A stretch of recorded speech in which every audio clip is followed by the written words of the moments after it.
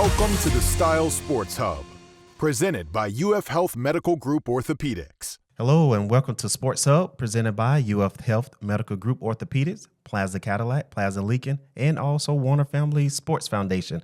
I'm your host, Fred Griffin Jr., and today we have Tanner Harris of the Eustis Football High School. Let me clarify, Eustis High School Football.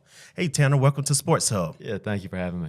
Hey, we're going to dive in because I've been having a lot of questions and it's been coming in. Yeah. Tell us a little bit about yourself and where you come from and how you get to Eustis. Yeah, so I'm born and raised in Alabama. Son of two educators. My mom's a kindergarten teacher, and I don't know how she does it, but somehow she teaches kindergarten. And then my dad's a retired coach out of Alabama, and actually he's in Georgia now. So I just come from a coaching family. I've always wanted to coach, and was able to coach during college, and then had the opportunity coming out to coach with my dad. And so I just stayed in Alabama for my first 5 years. Coached with my dad, coached my brother. So it was a good experience, and just did a good job of kind of building up a good reputation, and had an opportunity to be a head coach at a young age. And so took a couple head coaching jobs, but always had a desire to come to Florida. I met my wife. She was living in Orlando. I was on vacation. And so I was driving to Orlando like every weekend. Wow. And we got married. She came to Alabama, but we just always talked about it. And so I saw the Eustis posting and started doing some research and was like, I'm going to give it a shot. And they called me and said, can you come interview? And I said, yeah. I said, I'm actually coming on vacation down there this week. And so it just worked out perfect.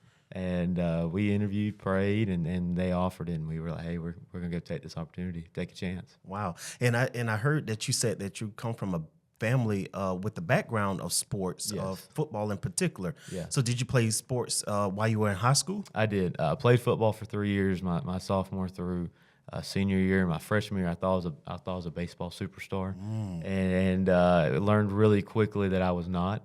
And so, but I did. I played baseball basically all through high school. Played football, played a little basketball. But when you're a 5'8" power forward, you kind of know this probably is not for me. But I always loved sports. I have a brother who's 6 years younger. We were always in the backyard playing basketball and throwing the football, playing baseball with tennis balls, just all kinds of stuff. And my granddad on my dad's side, he was a high school football coach. So it just kind of is in the family. Right. And I was going to say you didn't have any choice. I had no choice. At this point, you didn't have any choice. Yeah. So take us down your journey through college, because I know you said that you coach, college on a college level. No, I coached during college. During college. Yes, I'm sorry. So during college, you coached. So how did that look? So I knew I wanted to go into coaching. And so I had the opportunity to, my freshman year of college, I coached middle school football.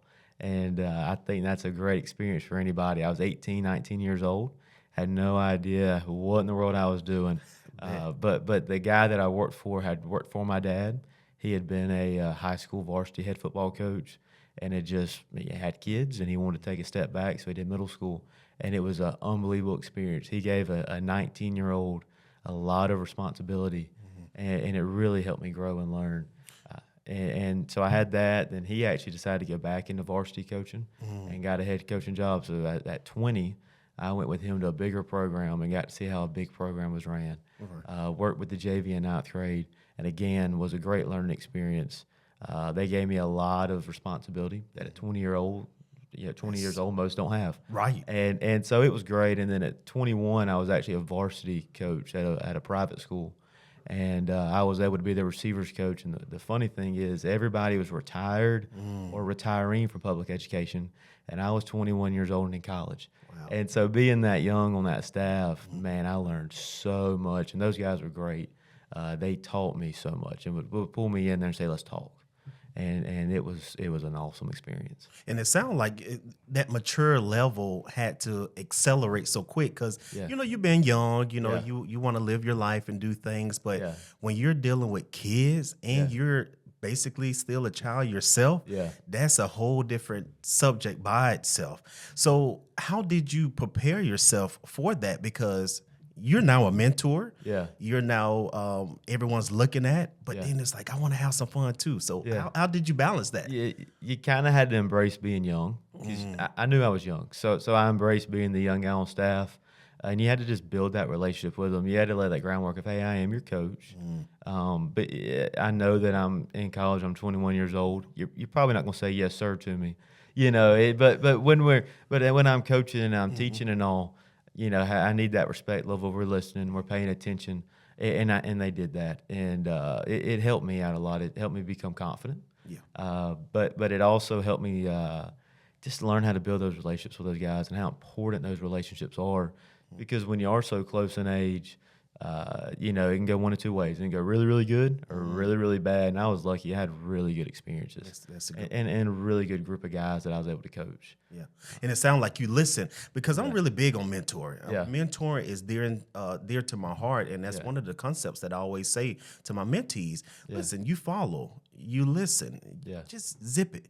But at the same time, when you're young, you're going to make mistakes. But you had those mentors that pulled you aside and say, let's have a little conversation. Yeah. So I'm sure they groomed you in a way to where you are now. Yeah. And that's definitely an amazing journey by itself. Yeah. So let's go down this trail now. Now you have met your wife. Yes. And you're married. Tell us the journey on how you got here to Florida. So when she moved up there, I was still working for my dad. I was in my second year as a teacher. So I was young. I was with him. And she came up. We got married. And I took another job that was right there in my same hometown, and went and worked for a young head coach who now he's one of my best friends, and was able to go with him. He had taken over a program that was kind of down, and we went and built it back up. I was there with him for a year, and she knew I wanted to be a head coach, and she was so supportive. And she would go anywhere with me. And there was a little tiny town in northwest Alabama called Brilliant, and it was an old coal mining town. And neither one of us knew where in the world it was at. Had never heard of it, and never heard of it. Yeah, nobody has. And I told her, I said, "Hey, this job's open," and she said, "Okay." And I was like, "I'm going to apply for it." And they called me, and luckily one of my dad's really good friends, that was his first head coaching job back in the late '90s, and he knew some people, and he said, "Hey, this guy from South Alabama is going to apply. Y'all need to look at him." And I went up and interviewed, and she didn't go with me. She was at work. And so I pull into town, and the first sign you see says, "Home of the World Chess Champion." And you're like, okay, I was hoping to see, home of the state champion football team, but we'll take what we get. And there's no stoplights. There's like one gas station and a Dollar General. And, so I go interview, and she calls me, and I have no cell service. So I call her once I get cell service. She's like, "How did it go?" I said, "I think it went good." She said, "What's the town like?" And I said, "It's so many things to do." I was like, "There's so many things, And she's like, "Really?" I'm like, "Oh, yeah, And I'm like, "They're shopping." It doesn't matter if it's Dollar General, it's shopping, Right. And so they call, and they offered it, and I was able to take it. And she was a trooper.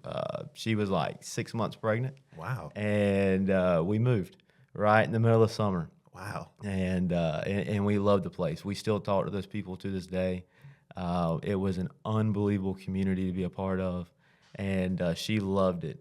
And it was just a fantastic coaching experience. I coached football. I was the boys basketball coach, and I was the softball coach. Wow. So And did it well, all. Well, you did say it was a little small town. It was 78 kids in the school, 9 through 12. Wow. And Brittany was at everything. We had our little boy, and the people were just phenomenal. I mean, if we were at games, there were probably 10 different people that were going to hold him, But they loved us. We loved them, and we still, like I said, we still talk to them and all. And the school, though, like I said, it was great. But I'd worked with my dad, and the school that he and I had worked at together, it came open, and she knew I'd always wanted to follow his footsteps and coach there. And so I went to her, and I said, "Hey, that school's open." She said, "Well, you told me we weren't moving again." And I said, "Well, maybe one more time. Just one more. Just one more." Right. And so I had that chance to go back, and so we moved again. We're now almost 1 year old, and my family came up. We packed up, we left, we went back down, and we still owned a house. So luckily that was an easy move. And so we made the agreement we weren't going to move again for a while, and she thought we were settled, and went to that school and loved it. It was great. I was right there close to home. My parents were 15 minutes away. She was happy. She was a stay-at-home mom. But Florida, we just had always kept talking about it. And I went to the school and had a good experience. We did some really good things with football. Made the playoffs, had a winning season, first time in a long time at that place. And we loved it. The people were great. The kids were great. But she thought we were settled, and Florida just kept popping in my head. And so when football ended, I was like, I'm gonna look and see what's down there. Well, Coach Tanner, stay tuned. Yeah. Stay right there. Hey, ladies and gentlemen, we have more for Coach Tanner. It's phenomenal. So stay tuned. We'll be right back.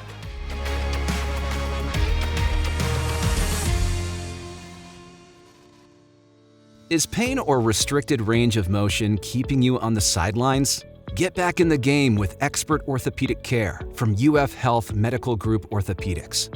UF Health Medical Group Orthopedics provides robotic-assisted surgical joint repairs and replacements, post-operative care, and inpatient rehabilitation services, all close to home, right here in Lake and Sumter counties. And for those unexpected injuries, UF Health Medical Group Orthopedics offers convenient walk-in and same-day appointments. To learn more or to schedule an appointment with one of their specialists, call 352-323-5665. All right, we're back with Coach Tanner. So how did you get to Florida? So we like I said, I saw the posting online and got to researching, and when you pull the town up, it's just beautiful, and it's just, it looks like a phenomenal place to raise a family, and started doing some research on the football program and saw that it had a history of success, and so I set my stuff in, set my resume and all, and they called me and asked me to come down to interview, and had a phenomenal interview. You can tell when you're around a great group of people. When I was sitting in that room with the interview committee, I was like, this is just a phenomenal group of people to work with. You can tell that they care a lot about this place and about success. Yeah. And so we had the interview, me and my wife and our 2-year-old son. We went downtown and ate and just kind of just looked at the community and did a lot of praying, and just came to the conclusion that weekend that if they call, we're going to make that change. We're going to make that move. And luckily they called me the next week one morning, and they offered it to me. And during my interview, they said, when can you start? And I said, well, I can start 1st of January. You were ready. I was ready, and they called and offered it. And in my head, I was like, oh, my goodness, I got till the 1st of January. And so there were a lot of moving pieces. We owned a house that we're still in the process of selling up there. But, it was getting a house on the market and finding somewhere to live down here.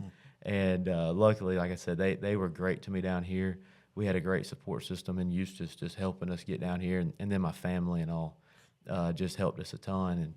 But it just seemed like such a great opportunity. We just couldn't pass it up. Right. And you promised your wife you were not going to do it. Yeah, we weren't going to move anymore. Right. And so now I've made the promise again. We're not going to move again for a while. So you had to make it again. Yeah, so this one's going to hold true, though. This one's going to hold true. Eustis is an incredible city.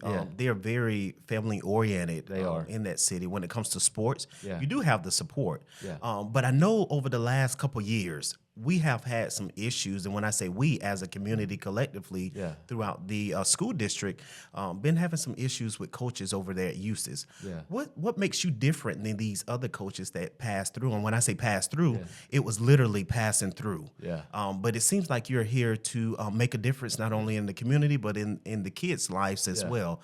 What's going to make it different for you as a coach? Yeah. Well, I mean, I hate to speak on any of the coaches because everybody has personal reasons and all. So I'll never say anything about another coach. Absolutely. But for me, we didn't move 5 hours down here just to come for a few months and leave. This was a big move and something that we felt like was best for our family and best for my coaching career. It's Central South Florida. Yeah. And I told him in the interview I felt like Central South Florida played some of the best football in the country, and I wanted to be a part of that.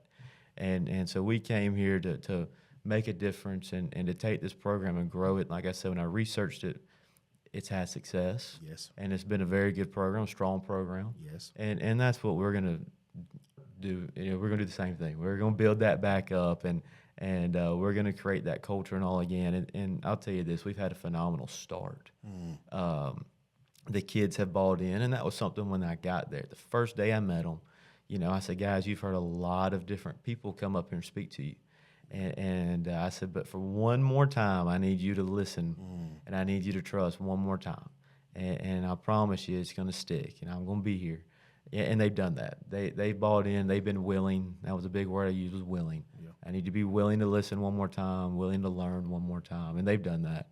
And I wanted to say this too, that the coaches who, from game 2 through the end of the year last year, that finished that year out with that group, they did, in my opinion, a great job of holding the rope. Yes. They kept the program. They finished the season, and they gave those kids a chance to go play on Fridays. And then I told those guys that I met with every single one of them, and I said, I just want to tell you how impressed I am that you got put in a situation, many of them volunteers, right, who signed up just to go help kids out and volunteer in the afternoons, and they looked up and they were running a program. And these are guys who weren't educators. They were retired firemen and financial advisors and stuff like that, and now they're stuck in a spot to go run a program. Right. And I said, the fact that y'all were able to hold the rope and keep those kids together and go play on Fridays, I think that says something about the kind of men you are. Yeah, and that was huge because that was the talk of the county, if not throughout the state. And when I say that, it's because you have these kids that's been going through the programs with at least 2 to 3 different coaches, and now they're approaching their junior, senior year. Yeah. And it's like, I just want to win. I just want to ring. What promises that someone can keep, because the promises were broken. Yeah. And for you to come in with the background that you have of your fathers and your grandfathers coming through as coaches and all that good stuff, I think it's setting the tone. Right. And I see that they're meaning that we're going to give him a try. Yeah. And you came out the bat swing and say, just give me a chance. And that's what I think the community wants, just to give you a chance. Yeah. So now that you have launched the program, they have been receptive of you. Yeah. How is that looking for coming up for spring? Because spring season's finna start. It is. It's coming up fast. It's been good. We've had good participation. We started in January, going 2 days a week in the afternoons, just doing some winter install. And we've had great participation. It's spring. Some guys are playing baseball. Some are doing the weightlifting team, things like that, which I love. I told them when I got here, I want you to play other sports. That's good. But the guys who aren't, we're getting out there in the afternoons, and we're working, and we're getting better. We've made weight training an importance in the program. Right. And so our 7th period weight training class has really been great. We do an early morning for guys who don't have weight training at 6 a.m., and we have a good group of a lot of 9th graders that come in, and it's been good. They've worked their butts off. They've improved. Through the first month and a half, we've already seen so much improvement. And again, the kids are so receptive, that they're believing. I hear them talking, and they're talking about being successful and doing the little things right. And that's what I preach is just doing what you can control, do it right. You can control effort. You can control being there. You can control being coachable. And when you do those little things right, then the rest of it's going to come together, and we're going to win football games. There you go. And they're doing that. And the big one is the weight room. And they've been so receptive to coming in there and working out. And, it's a lot easier to say, hey, I want to go shoot ball in the gym than go lift weights. But they know if they want to be a football player, then you have to lift now. Yeah. And then it's just a requirement. And then they've really bought into that. And I couldn't be more proud of them. That's good. And every chance I get to brag on them, I try to.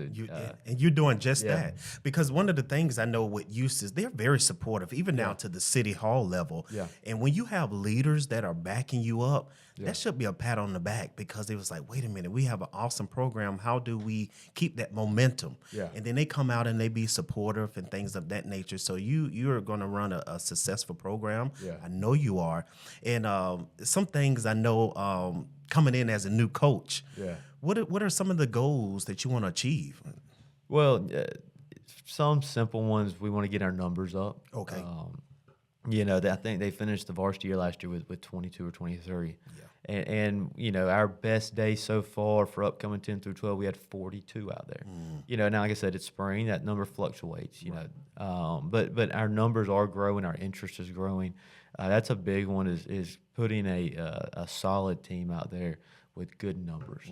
And then the next is just simply learning how to work hard. Those goals, it's like I told the kids, everybody wants to go win the district. Everybody wants to go win the playoff games and win the state championship. By all means, those are our goals. but we've got to have the simple goals first that we achieve those, and then those are going to lead us into those bigger goals. That's it. And we just want to establish that foundation. And our goal right now is let's get the foundation established this spring, and then get it stronger in the summer. So then when the fall gets here, we see success on Friday nights, and that's what they're doing. We're taking baby steps. We're not going out there on the field and putting in 95 different plays. We're getting better at just keep it simple. Yeah, we're just learning how to play our positions. Right. Have we put some plays in? Of course. But right now, let's just learn how to be a better lineman. Let's learn how to be a better quarterback or running back, receiver, whatever it is. Let's just learn how to play our position first, because it doesn't matter what scheme we run if we don't have that firm foundation. And so we're just focused on foundation right now. Well, ladies and gentlemen, I still have more for Coach Tanner. Stay tuned. We'll be right back.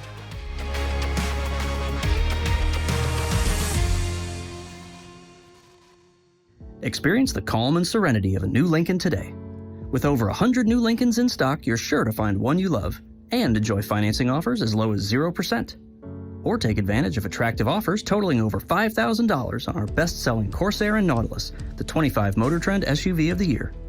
We also offer a huge selection of locally owned certified Lincolns with a 6-year, 100,000-mile warranty. Plaza Lincoln, across from the Leesburg Airport. Our drive to be the best starts with you. All right, we're back. So, Coach Tanner, you have the buy-in from the students. Yeah. How do you get the buy-ins from the parents? Because once again, we talked about promises made and they were not kept. Yeah. So how do you get the parents involved now? Well, just communication, trying to be as organized as possible. And I've tried to do that so far. I told them when I got hired, hey, I'm going to let you know things in advance. I make calendars. So I make calendars that has everything on there that's planned out for months ahead, and just keeping those promises by getting calendars out, trying to communicate, and then just being present, being at different, events. I like going and watching basketball games and baseball games, things like that, and just meeting those parents as you're at those games. And I'll say this, Matt does a great job of helping me with that, because I'm still learning everybody. So if he knows there's a parent of a football player, he's going to find a way to make sure we talk, and that's great. But just, just doing those little things like I promised I would, just communication and trying to have parent meetings and say, hey, this is what we're doing going forward.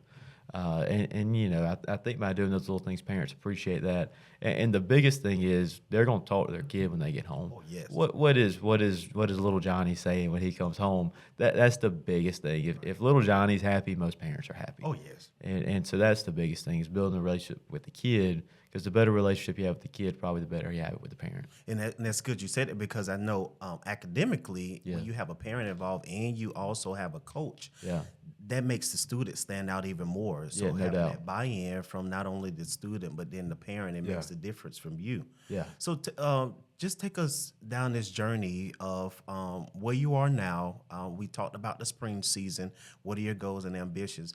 Just summarize it up for us on what you're looking forward to this upcoming football season. Like I said, so many promises made, but they haven't been kept. Yeah. I do feel optimistic with you being in front of me right now, is that your background is speaking for itself. Yeah. So just will us in on where you're going with this season. Yeah, like I said, we're building a base. So what we want to see from that base is a football team that competes, a football team that plays hard, tough football, a team that works together. That when times get tough, that we come together and we get through it. Again, so I always tell people we're going to win football games. We want to win football games. We're doing those little things so that we can do that when we get there in the fall. And that's what people are going to see. They're going to see a team that comes together and fights during the game, that when times are tough, we come together and persevere. And in the end, we come out with a win. Right. And they're going to see a group of guys they enjoy watching play the game. Everybody loves going to seeing a group of football players who are tough, who work together, who coaches on the sideline are coaching. And that's one thing I always taught the staff about is coach them. If it's something good, praise them. If they mess up, then coach them up when they come over. And Friday, sometimes that's tough to see because guys play both sides of the ball, and there's a lot of things going. And a lot of times that stuff happens Monday through Thursday. Yeah. But they're going to see a group that when they look at them, they say that group's worked really hard. That group's improved a lot. And that's a group who knows how to play the game of football. They know how to get in the stands. They understand the concepts of what we're trying to accomplish on offense and defense. And they can tell it's a group who's been coached and a group who's worked hard. Right. And I noticed from all sports levels, sometimes you miss the lack of discipline. Yeah. Because you do have athletes out there, and they know they're very talented. Yeah. They know people are watching them, and I'm that guy or that girl. How do you keep them humble and keep them disciplined? Yeah. Well, it's through times like the weight room and all. Just when you have standards and you hold everybody to those standards. It's everybody's different. You have to know how to coach each individual. Every individual gets coached a little different, but every individual is still held to those same standards. How we behave, we're all held to the same standard of working. We're all held to the same standard of being present. Right. When you have those standards like that, everybody's held to it. Then you have a team that feels like a unit. They don't feel like, well, this guy got to do this, but he still gets to play, but I did and I got in trouble. There's the same standard for everybody. Yeah. You keep those standards simple. And you keep it to things that are important, like being present, working hard, being respectful. And those things carry over in the classroom. They carry over outside of football. That's true. And you just set those standards. And on Friday nights, it's emotional. Fridays are emotional. Oh, yeah. But when those guys sit there and they want to get emotional, but they think back to, this is what we learned all off season. This is what we learned during spring ball and summer. They go back to that. And the guys around them will hold them to that standard. Yeah. And at the end of the day, every player wants their teammates, to be proud of them. They want to go out there and feel like they're with brothers. And so they're not going to want to go against that standard because they don't want to let anybody else down. That's good, that brotherhood or that sisterhood. Yeah. And I know that's one of the things, and I experienced this recently with a player. Like, calm down. We know that you're a great athlete. Yeah. But how is your attitude? How is your discipline? And that's one of the things that I know a lot of folks look at. But kids nowadays, they look up to their coaches. Yeah. And it seems like if coach is disappointed in me, that's like a crushed heart. Yeah. So that's going to be one of the tones that is set, and it seems like you're setting that tone and that momentum. Yeah. So what are the final things that you would like to say as we end this segment? I'm proud of the team.